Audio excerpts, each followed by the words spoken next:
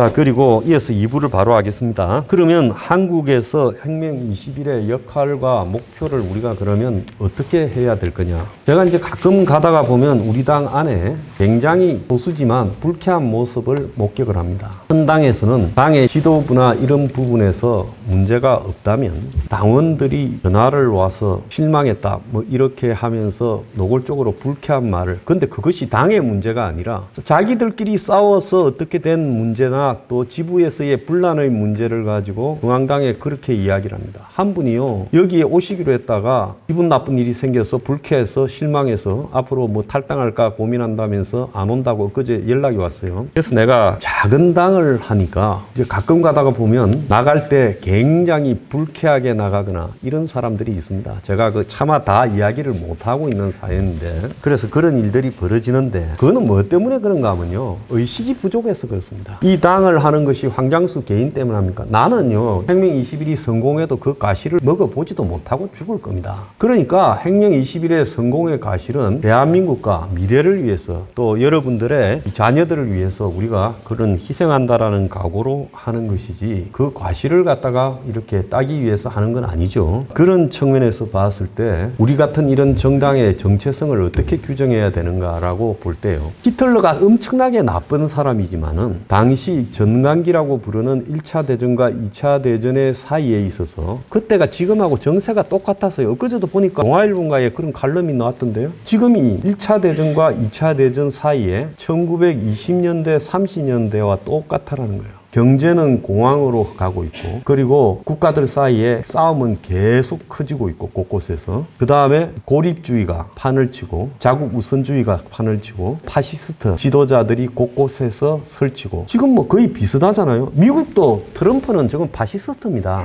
미국의 트럼프는 민주적인 지도자라고는 안 봐요. 그럼 미국같이 세계에서 가장 오래된 민주주의적인 전통을 가진 나라가 어떻게 파시스트를 투표로 뽑을까요? 그거는 100년 전에 독일 국민들이 투표를 통해서 히틀러를 총리로 만들어준 거 아니에요? 똑같다는 겁니다. 그때 독일 국민들이 세계에서 제일 철학적이고 우수하고 똑똑했지요. 그러니까 똑똑하고 안 하고 관계없이 시대적인 대세가 흉악한 시대가 되면 결국 그것은 경제적으로 서로가 빈곤해지고 또 경제적으로 부익부 양극화가 극단적으로 되고, 이렇게 되면 파시스트가 등장할 토양이 만들어지고, 그때 이제 포퓰리즘이 유행하면서 파시스트가 생기는 거예요. 자, 히틀러가 딱 생각을 했어요. 히틀러라는 거는 제대로 된 학벌은 중졸 정도일 겁니다. 미술학교 좀 학원 같은 데 다녔고요. 그리고 하사관 했어요. 하사관. 1차 대전에 하사로 부상을 입고 제대를 했죠. 완전히 길거리에 맨날 퇴역 군인들, 상위 군경들이 데모하던 그런 멤버였는데, 어느 날 그 나치라는 정당에, 그것도 지가 만든 게 아니에요. 남이 만드는 정당에 그때 한 180명인가 당원, 우리 당원이 훨씬 많아요. 그리고 우리도 여기서 오늘 거병을 해가지고 서울까지 진격을 할까요? 그래서 처음에 맥주집에서 연설한 거 아닙니까? 민해에. 그래가지고 순식간에 시대적인 분위기가 대공황으로 빠져드니까 대중들이 그런 선동가를 열렬하게 지지하면서 독일을 장악하기 시작했죠. 그래서 이 시대가 어떤 시대인가를 정확하게 파악을 해야 그것이 정치하는 사람의 기본적인 자세다. 정당의 기본적인 자세다라는 겁니다. 자, 이 부분을 여러분들이 잘 염두에 두시기 바랍니다. 지금 이재명이나 윤석열이를 보면 이 시대가 무슨 시대인가 파악할 수 있는 것 같아요? 전혀 어떤 시대인가 파악을 못하죠. 대장동 해먹고 깜빵에 안 가는 것만 생각하고, 그 다음에 하나는 대통령 해보니까 너무 좋아서 탄핵 안 되는 것만 생각하고, 딱 그것밖에 없죠. 그래서 그들은 이 시대가 어떤 시대인가에 대한 이해를 전혀 못할 겁니다. 아마 저하고 같이 서희 앉혀놓고 사회학 시험 치면요, 제가 100점 받는다면 하나는 30점, 하나는 20점 나올 거예요. 그래서 정치를 하는 사람이 시대를 생각하고 가야 된다는 거죠. 박근혜는 10점 받기 때문에 그게 깜빵에 간 겁니다. 박은 제가 실제로 봤는데 전혀 이해감각이 없는 사람이었어요. 그래서 이런 그 시대에 대한 문제가 중요합니다. 근데 이제 진보라는 부분에 대해서 우리가 좌파다라고 생각을 하는데, 우리 당에서는 이 진보가 좌파라는 부분에 대한 시각을 바꿔야 돼요. 알겠습니까? 진보는 좌파가 아닙니다. 진보는 이 시대가 굉장히 모순으로 누적됐을 때 그걸 어떻게 깨트리고 한 발 더 나가는가라는 걸 고민하는 것이 진보예요. 그럼 보수는 뭐냐? 기존과 내려온 관습이나 경험의 범주 안에서 약간씩 고쳐서 가자는 거고, 보수는 그러니까 리모델링 좀 하자라는 거고, 진보라는 것은 다시 개축하자는 거다. 이런 차이라고 보시면 됩니다. 그런데 이게 지금까지 왜 사람들이 착각을 하는가 하면 가짜 진보들이 유행하고 있어서 그렇습니다. 미국의 진보 정치인이라는 버니 썬더스, 힐러리하고 붙었던 그 사람은 보면 집이 뭐 7채인가 그렇대요. 아니 무슨 진보 정치인이 집이 7채입니까? 그리고 정치만 했는데 뭐 돈이 어디서 나와서 옛날에는 히피였다가 그 다음 오바마만 보세요. 흑인 변호사가 도대체 그건 집이 11채라는 이야기가 있습니다. 곳곳에 별장까지 포함해서요. 그런 자들이 미국에서 진보라고 하니까 미국 국민들이 진보를 경멸하면서 어디로 가요? 트럼프한테. 둘 다 위선인데 내놓고 가시가 안 뜨는 게 좀 더 낫다. 나는 저질이다라고 내놓고 말하는 트럼프가 더 낫다. 이렇게 생각하는 겁니다. 그래서 한국의 진보는 그럼 한번 봅시다. 한국의 진보당이라는 이름의 당이 있죠. 그 누구 당입니까?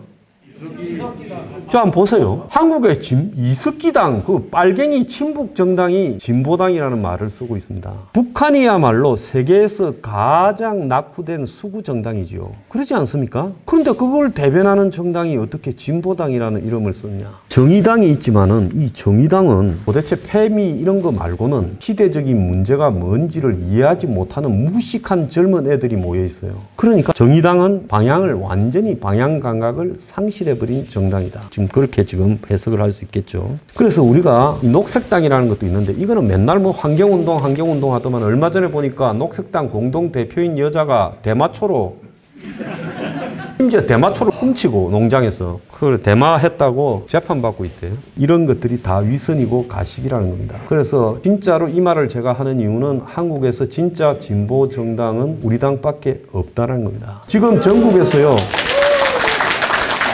전국에서 여기에 교육받으러 온다고 자기 돈 내고 자비 써가면서 이렇게 오신 분들은 아마 정치판에 우리밖에 없을 겁니다. 딴 데 가면요, 선관위에서 대주는 그 정당 보조금으로 가지고 하고 자기들 후원금 같은 거 끌고서 하고 이러면서 자기 돈 안 들이죠. 오히려 당원들이 이런 데 가게 되면 술값이라도 좀 받고 그럽니다. 그래서 끌어다가 당원 모아서 하지요. 그 대부분 자고 있고 졸고 있고 그러죠. 저녁에는 이제 여흥하죠, 여흥. 그래서 한국에서 정당하는 사람 중에 정말 이렇게 전국에서 다 모여가지고 우리 혁명 20일이라는 정당의 가치와 앞으로 발전을 위해서 고민하는 이런 연수회를 하는 데는 아무 데도 없다라는 겁니다. 그래서 진짜 진보의 의미는요, 특정한 사회 문제만이 아니라 보편적 사회 문제에 대해서 다 고민을 할 수 있어야 된다는 거죠. 저 민주당은 안 보세요. 절대 민주당이 진보 정당이라는 사람이 있는데 안 되는 거 뭔가. 저 사람들의 고민은 특정한 데 있죠. 북한 통일, 햇볕 이런 데 있지 않습니까? 그리고 노동. 그 다음에 국민의힘의 관심은 어디 있습니까? 국민의힘이라는 정당의 관심은 허구헌날, 재벌, 기득권 이런 쪽에만 꽂혀 있죠. 그러니까 특정 사안에 대한 집착이 아니라 사회 보편적 시각에서 골고루 문제에 대한 대안을 제시할 수 있어야 된다. 편향되지 않고. 이게 진보의 첫째 조건이라고 저는 봐요. 그 다음에 두 번째로 진보가 되려면 그 사회의 가장 강한 특권 세력과 기득권을 타파하기 위한 노력을 해야 된다는 겁니다. 그 사회에서 제일 모순이 큰 문제들을 들고 나와야 된다는 거죠. 자, 지금 우리 사회의 제일 큰 모순이 뭡니까? 조는 사람한테 이제 질문시킬 거예요. 지금 우리 사회의 제일 큰 모순이 뭡니까? 주거 문제겠죠. 근데 이거 한번 보세요. 사람의 일생이라는 게 집을 가지고 그렇게 이제 평생을 집 한 채 마련한다고 주택담보대출 받고 갚고 그러다가 늙어서 끝나버리는 거. 그래서 엊그제 이야기를 하지 않았습니까? 한국의 공적 사적 연금 합쳐서 한 달 평균이 60만 원이다. 89%가 100만 원 이하다. 연금이. 그리고 중위연금이 32만 8천 원이다. 처음으로 통계가 나왔어요. 제가 충격을 받았습니다. 생각했던 것보다도 훨씬 더 열악하구나. 한국의 노인계층의 사회적 처지가 그만큼 열악하다는 거예요. 우리 사회의 지금 가장 핵심 모순은 부동산 문제다. 자, 그러면 이 문제를 타파하겠다고 대안을 내놔야 그게 진보입니다. 정의당에서 주거 문제가 뭔지 기억나는 게 있어요? 민주당이 맨날 임대주택, 그 다음에 저 국민의힘은 뭐 행복, 뭐 보금자리 주택부터 시작해서 윤석열이는 우리 거 뺏겨가가 청년 원가 주택 하더만 청년 원가 주택 어디 갔어요? 그러니까 이런 핵심 모순을 말할 수 있어야 된다는 거고, 진짜 진보라는 거는 국민의 다수인 반기득권 세력, 기득권에 의해서 탄압당하는 사람들의 입장에 서야 그것이 진보다는 겁니다. 그런 측면에서 보면 민주당과 국민의힘은 기득권 정당이죠. 그래서 민주당이 수국 기득권 정당이에요. 좌파 성향을 가진 수국 기득권 정당이지 저거는 진보 정당이 아니라는 거예요. 그리고 사회적 문제에 대해서 정치권과 다른 해법을 내놓을 수 있어야, 그래야 진보입니다. 우리가 지금 주장하는 스포 15조의 내용이 기성 정치권과 다르니까 우리를 조롱하잖아요. 그런데 우리가 기성 정치권이 하는 이야기를 똑같이 할 것 같으면 우리가 뭐 하려고 당을 만들겠습니까? 그 낭비지요. 그러니까 우리가 다수의 국민의 입장에 서서 기성 정치권이 말을 하지 않는 측면을 하고 있다는 겁니다. 정치 세력, 정당 자체가 모범이 돼야 된다는 겁니다. 저는 우리 정당이 조금이라도 오점을 안 남기려고 그렇게 고심에 고심을 거듭합니다. 오늘 참가비도 제가 제일 많이 냈습니다. 그거 왜 그런가 하면 그래야 내가 이 도리라고 생각을 하거든요. 왜 그렇게 해야 되는가 하면, 당이라는 것은 제가 처음에 여기에 연수 왔을 때 좋아서 해야 되겠다 생각했는데 물어보니까 1인당 65,000원이래요. 세 끼를 먹고 하루 자는데. 처음에는 그렇게 생각을 좀 했죠. 핵심 당원들이 연수하는데 당비를 좀 써서 할까 하다가 가만히 생각해 보니까 당비 거두어서 핵심 당원이라는 사람들이 1박 2일로 단풍놀이 때 가서 먹고 마시고 놀았다, 이렇게 또 시비가 걸릴 수 있겠다. 열심히 당비만 내는 그런 당원들은 뭐냐라는 문제가 있을 수 있을 것 같아서, 그래도 또 직책이 있는 사람들이 좀 더 내고 해서, 그리고 참가비를 일부는 조금 모자라더라도 다 한 5만 원 정도는 내서 여기서 이걸 그렇게 해결하는 것이 좋겠다 해서 한 겁니다. 혹시 당의 사무국에서 당비 내셨냐 확인 전화가 갔어서 착오였죠. 낸 분인데 불쾌하신 분이 계시더라도 이해를 하시기 바랍니다. 그래서 당을 운영하려면 이런 모습이 있어야 진보지. 저기 국민의힘이나 민주당에는 당비는 쌓여서 재놓고 있고 몇백억씩, 그리고 연수를 하자 하면 연수를 데려갈 사람이 없어서 못 가요. 그런데 우리는 여기에 핵심 당원들이 당비가 아니고 각자가 돈을 내어서, 그래서 하니까 돈이 좀 남아서 그걸로 오늘 여러분들 그 선물 하나를 받으셨나? 갈 때 주나? 갈 때 줘야 미리 도망가는 사람 못 받게. 그거 잘했어요. 갈 때 내일 주세요. 내일. 여기 차 키를 나중에 다 반납받아 놓으면 되겠다.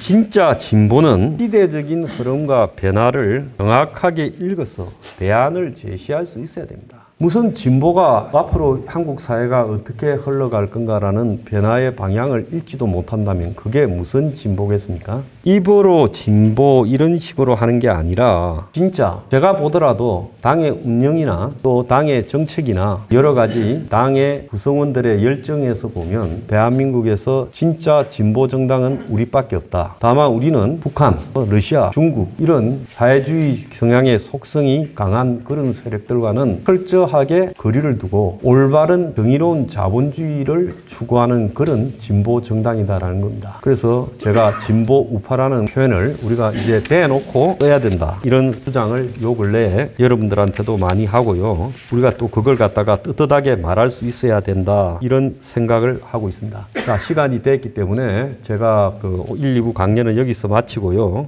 그래서 오늘 1부에서는 앞으로 한국 경제, 정치, 사회적 상황이 어떻게 될 건가 말을 했고, 2부에서는 한국에서 혁명 21의 역할과 목표가 우리가 결국 진보 우파 정당으로서 한국 사회에 대안을 제시하고 한국 사회에서 위기가 왔을 때 우리가 시대적 대안이 될 수 있도록 미리 준비하고 노력을 해야 된다, 그겁니다. 잘 아시겠습니까? 네. 감사합니다.